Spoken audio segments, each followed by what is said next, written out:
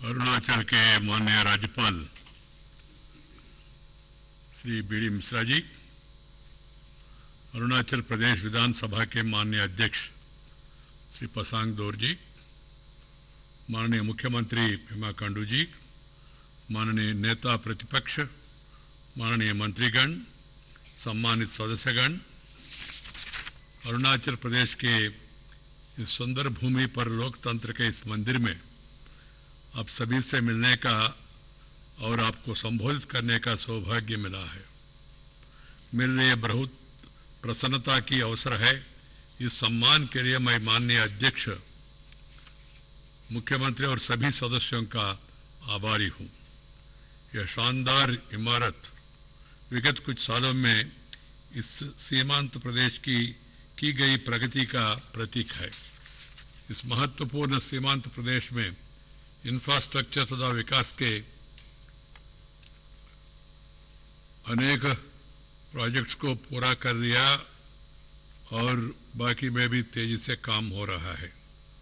इससे यहाँ के सामाजिक आर्थिक विकास में भी तेजी आई है और मेरे लिए यह संतोष का विषय है। पिछली बार जब मैं इस प्रदेश में आया था तब मैंने ईटानगर तक की यात्रा सड़क से की थी और आज मैं यहाँ तक हेलीकॉप्टर में पहुँच सका हूँ। मुझे बताया गया कि ग्रीनफील्ड होलेंगे हवाई अड्डा अगले साल अगस्त तक बनकर तैयार होगा। इस राज्य और यहाँ के निवासियों को प्रगति के पंख मिल जाएगा। इस तरह का बदलाव इस महत्वपूर्ण सीमावर्ती प्रदेश और पूरे पूर्वोत्तर क्षेत्र में हो रही नई प्रगति और विकास को दिखाता है। अतः मैं अपने संबोधन का विषय भी इसी संदर्भ के अनुरूप रखूंगा। एनईआर में एनईआर जिसका अर्थ है new era of resurgence in north east region. Resurgence का अभिप्राय नया उत्साह जगा के और क्षेत्र का विकास को बढ़ावा देने से है। इस क्षेत्र के बदलाव के लिए, विकास के लिए किए जा रहे कामों में नया रुचि, नया स्फूर्ति के संकेत साफ दिखते हैं। I indeed deem it an honor to meet and address you all in this temple of democracy of the beautiful state of Arunachal Pradesh. I thank the Honorable Speaker, Honorable Chief Minister and all members for according me this rare honor. I am also delighted that I have been given the privilege of inaugurating Arunachal Pradesh Legislative Assembly Library, which I am going to do, paper recycling unit and the auditorium. These are certainly very valuable additions to this impressive assembly building. I must tell you, honorable members, I am really impressed by the architecture of this assembly. I shall cherish these moments for a long time to come. It is always a matter of pride to visit this land of rising sun, which is in true sense of defiance of our national motto, unity among diversity. With so many different ethnicities living together in peace and harmony for many centuries. Arunachal Pradesh has a lot of strength. The whole country is looking at Arunachal Pradesh today with renewed interest due to its potential and achievements of its people. This is on the far east border, Arunachal, which is part of our great country. We all feel proud that Arunachal is a partner in the development of the country. I appreciate the sincere effort you all have been making to build on your inherent strength. You can contribute to nation building like no other state can. You have the potential to become the fruit basket of India due to its natural resources and endowments. It can become a global tourism destination because of its enhancing landscape. It can become a sustainable powerhouse of country of its 58,000 megawatt hydropower potential is utilized. You also have a fascinating mosaic of ethnic, cultural traditions that you have carefully preserved over the years. You have excellent sports persons and mountaineers like Anshu Jansangpa, the world's first woman to scale Mount Everest twice in 5 days.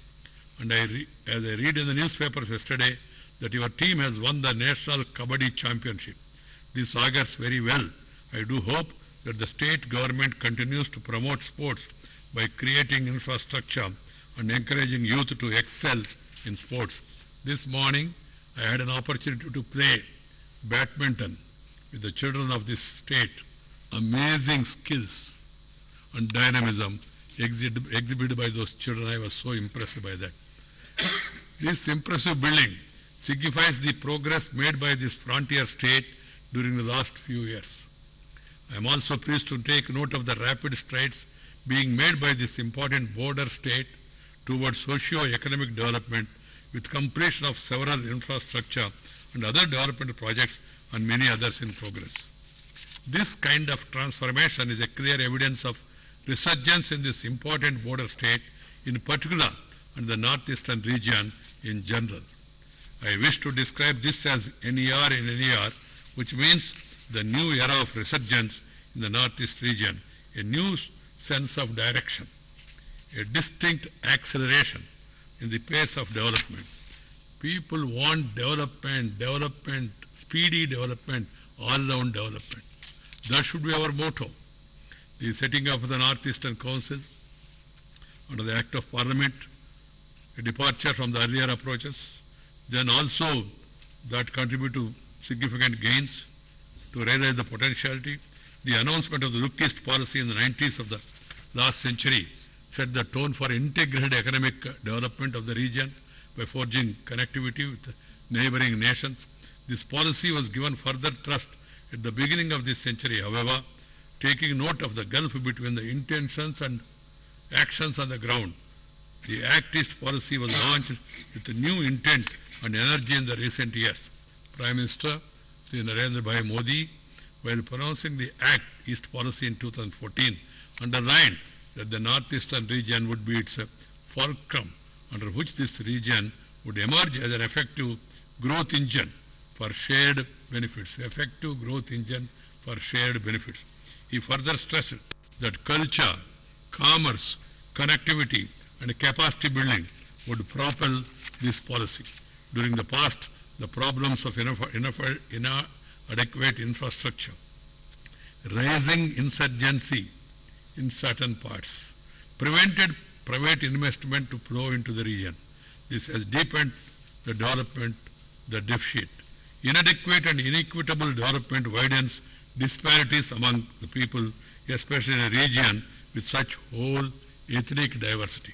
Sustainable development can occur only if we can make it people-centric and environment-sensitive.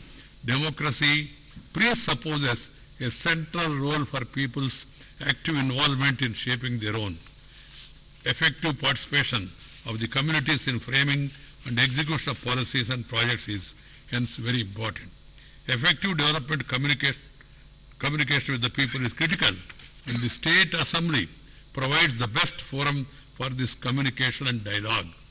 Honorable members, I am glad to note that the Arunachal Pradesh and Northeast region has firmly resolved to make a break from such a past so as to script a new future by molding the present in that direction. The plethora of infrastructure projects completed and in progress are the evidence of the socio-economic development is a clear pointer in this regard.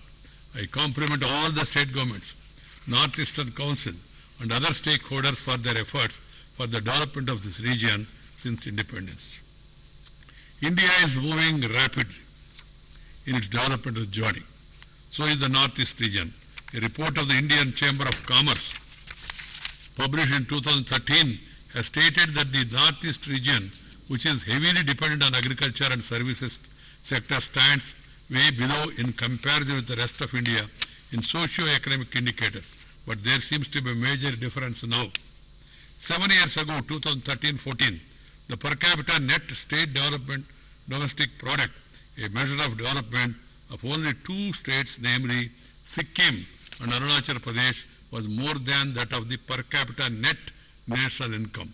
But as per the data published by the Reserve Bank of India for the two financial years, 18-19 1920, the per capita net state domestic product of Mizoram, Arunachal Pradesh and Sikkim was more than that of India and of Nagaland and Tripura, close to the national average.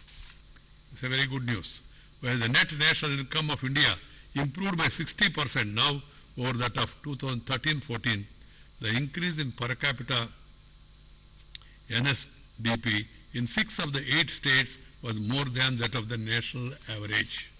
In respect of social development measures, in terms of Human Development Index, 7 of the 8 northeastern states performed better than the Indian average as per the Human Development Index report for 2019. Only Assam, with a score of 0.613, was below the Indian average of 0.645. With an average literacy of 78.50, the region does better than national literacy rate of 74%. In pursuit of its commitment to transform the socio-economic development landscape of the region, I am happy that the central government have undertaken several initiatives and intervention in the last 7 years.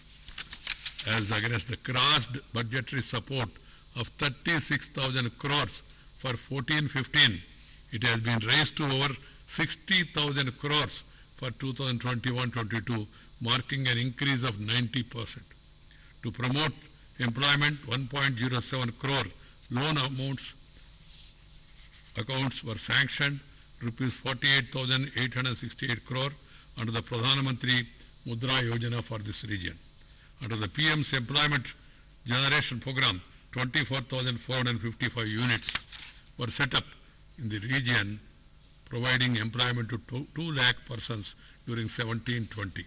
Under the Startup India scheme, 3,449 SC and ST women beneficiaries were sanctioned rupees 715 crores. 98,569 micro and small enterprises were sanctioned rupees 4,685 crore and credit guarantee trust fund. Under the Udan Uday Desh Ki Aam Nagarik scheme, 108 airports, including tourism routes, were sanctioned for the region, and 44 of them have been operationalized. Over the 190 road projects have been sanctioned for the region, including 50 in Arunachal Pradesh under the Central Road and Infrastructure Development Fund. Construction of National Highway and other roads under Special Accelerated Road Development Program for this region, the target has been increased from 466 kilometers in 14-15 to 1,029 kilometers during 18-19. 164 road projects covering 4,017 kilometers at a cost of rupees 44,805 crores are in progress in this region. The central government has also been making a sincere and dedicated efforts to end violence, because peace is the prerequisite for progress.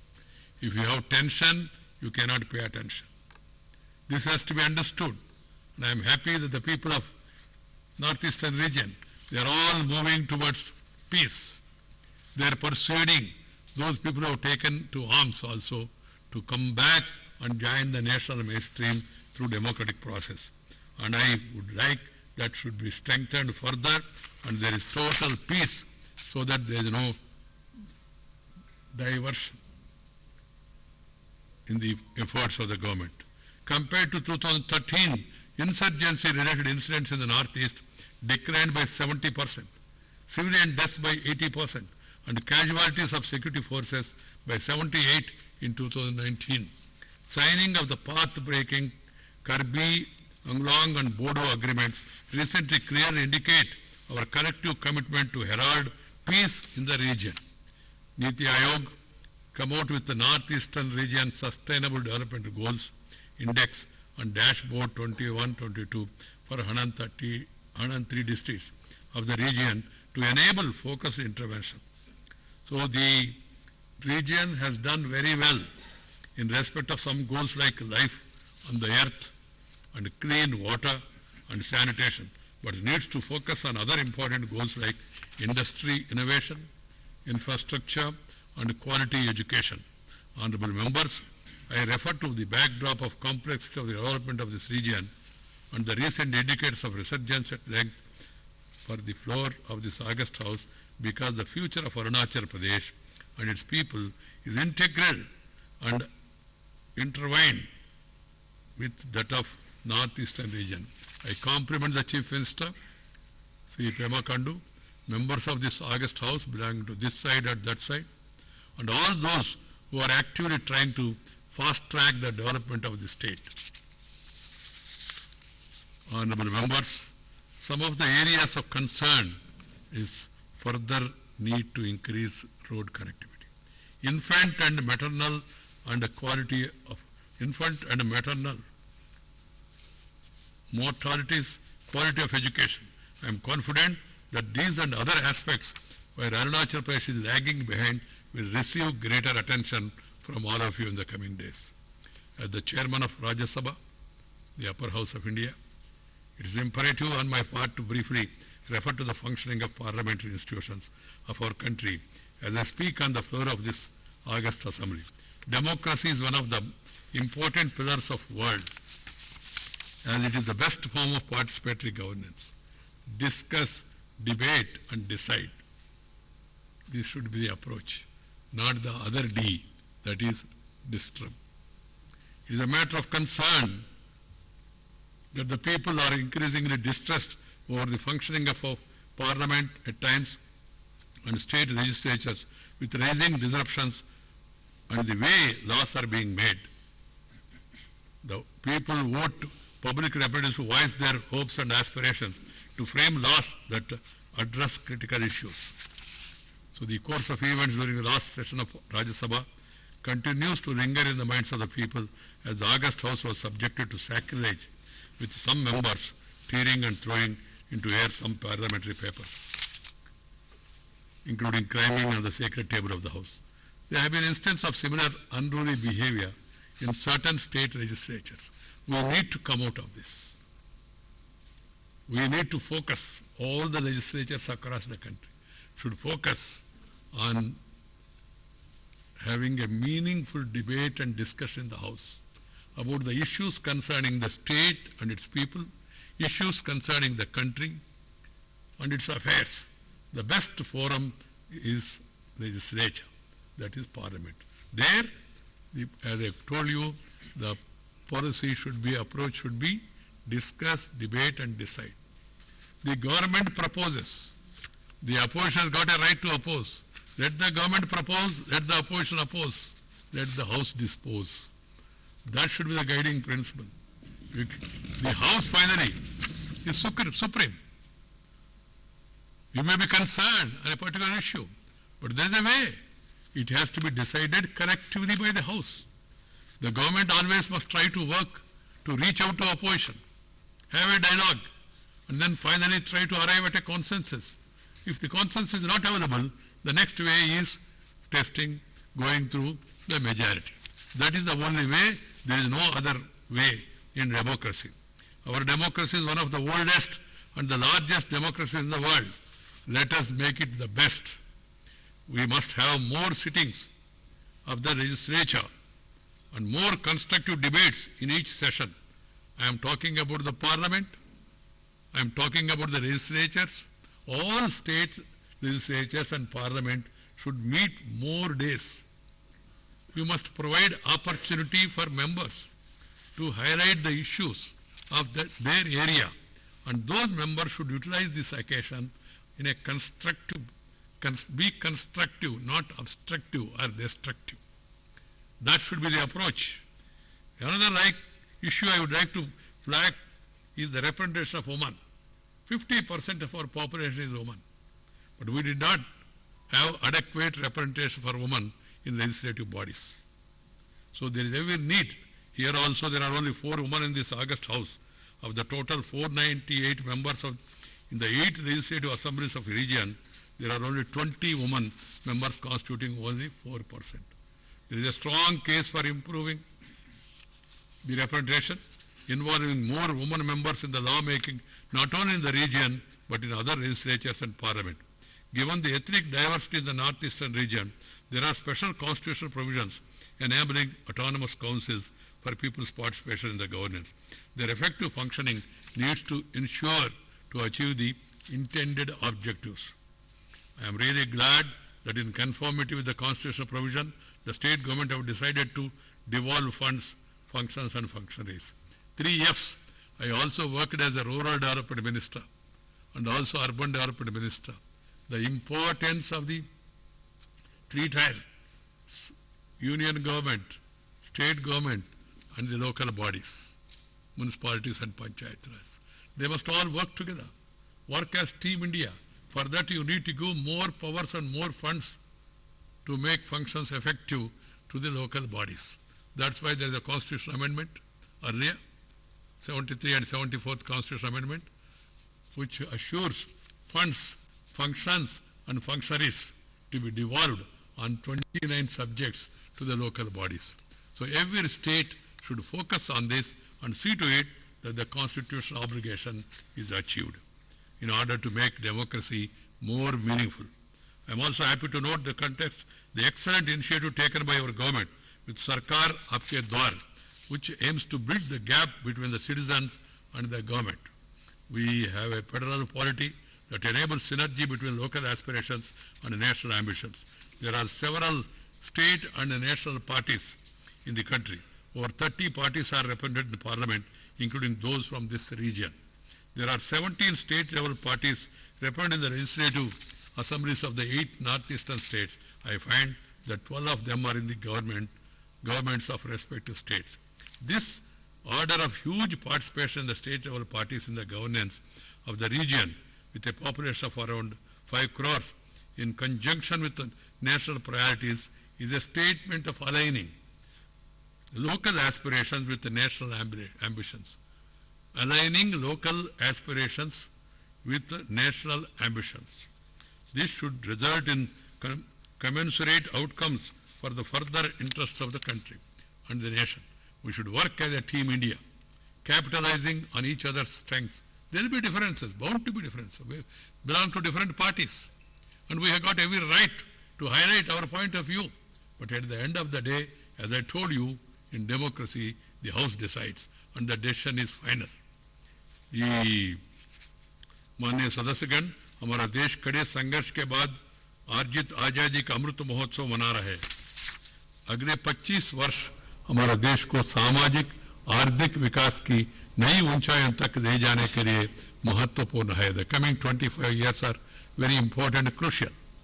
हमारे लिए यह दशक महत्वपूर्ण है जिसमें हमें अपने पूरा सामर्थ्य को हासिल करने के लिए एक मजबूत नींव रखेंगे। पूर्वोत्तर क्षेत्र के लिए तो ये दशक और भी महत्वपूर्ण है क्योंकि आपको ऐतिहासिक पिछड़ेपन को पीछे छोड़कर चुनौतियों को नए अवसरों में बदलना है। इस क्षेत्र के विशेष इतिहास की पृष्ठभूमि में आज मैं इस सदन के माननीय सदस्यों के सामने पूर्वोत्तर के लिए भविष्य के लिए रूपरेखा प्रस्तुत करने का प्रयास कर रहा हूं।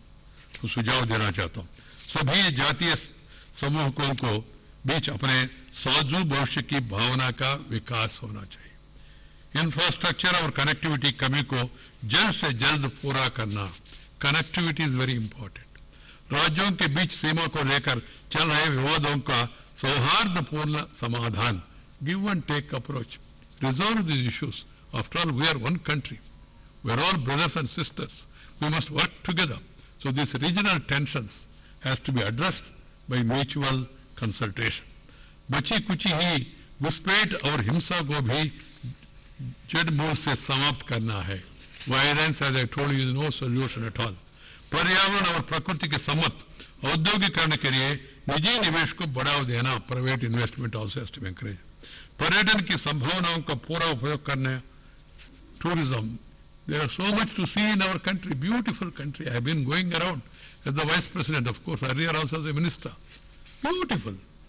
Better than many of the so-called foreign countries. So Indian people also should first visit their country, see their regions. पर्यटन को संभावनाओं का पूरा उपयोग करना, उद्यमिता को बढ़ावा देना, कौशल प्रशिक्षण को बढ़ावा देना. There is talent among our children, inherent talent. We should identify the talent, encourage them by skill development. राजस्व देने वाले काम और प्रोजेक्ट्स लगाना जिससे अधिशेष या सरप्लस पैदा होने से होने का, जिससे केंद्रीय सहायता पर निर्भरता कम हो। Self sufficient, every state must aim to become self sufficient. सतत और स्थायी विकास सुनिश्चित करना, जवाबदेही और पारदर्शिता लाकर प्रशासन में सुधार करना, जिससे उपलब्ध संसाधनों का बेहतर उपयोग हो सके। भ्रष्टाचार का उन्मूलन, नीतियों, योजनाओं, परियोजनाओं के निर्माण और कार्यान्वयन में सामुदायिक भागीदारी को बढ़ावा देना। अंतः प्रादेशिक और अंतः प्रादेशिक असमानताओं को समाप्त करने के लिए लक्षित प्रयास करना। लैंगिक समानता सुनिश्चित करना, विकास और लोकतंत्र दोनों को ही साथ सुदृढ़ करना।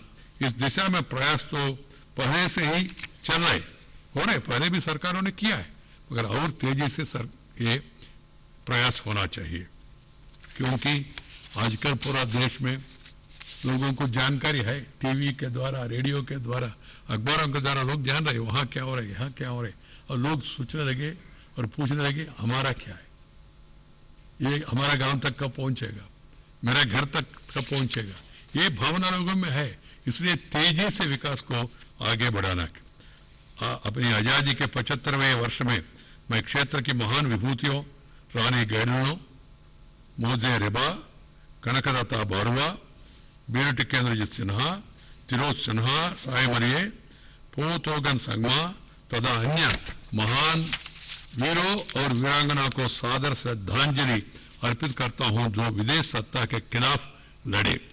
Our children should be told about the heroic acts of these great people, and so that they get the inspiration.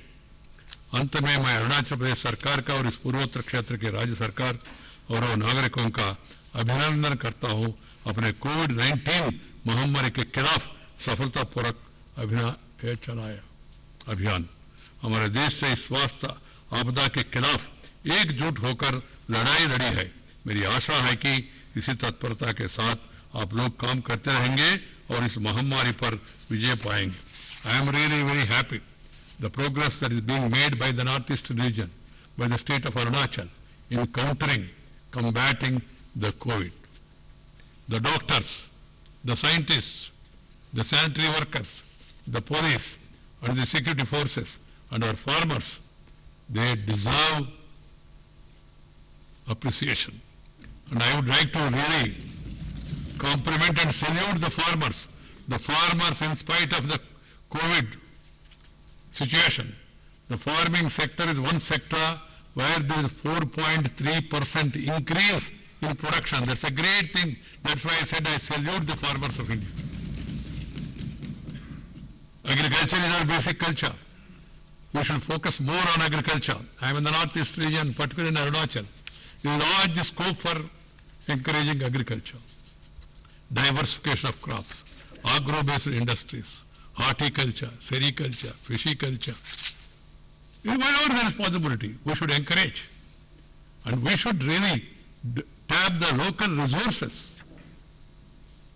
In the northeast there is so much scope. The beautiful fruits you have. You can become the fruit basket of India, this particular region.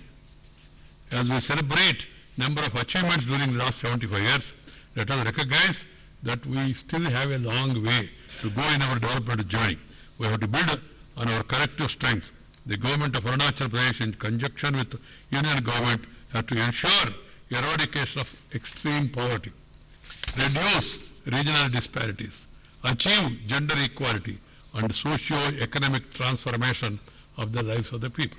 We should continuously enrich human capabilities by upgrading the skill set of our youth. Our existing governance structure need to be revamped by making them more responsive and citizen-friendly. Delivery, that is more important. Plans, programs, policies are there, but delivery, reaching out to the people, that is possible through greater transparency, greater accountability, and zero tolerance for corruption. Corruption is the enemy of mankind. The monies that are intended should reach the people directly without dilution, deviation, and delay. That should be the priority. This is the resolve all of us has to make. Then only that real transformation is possible. We should move towards online. so that there is no need to stand in line. Direct benefit transfer, bank accounts, all these are in that direction. We should focus more. I am very happy the assembly is now made paperless. An assembly for this border state taking such an initiative is a shining example to the other parts of the country, to the other assemblies also. I am very happy that these steps are being taken. And I have seen also the seating arrangements, the availability of laptops, the way the communication is being carried. That means Arunachal is moving on right direction. It will be, the destiny will be powered by 17 lakh citizens, 17 or 15 lakh citizens who have been dreaming and working hard to shape a brighter future for themselves, the nearest. You as leaders have a great opportunity to be the co-authors of this new chapter in Arunachal's history, being scripted by the people of the.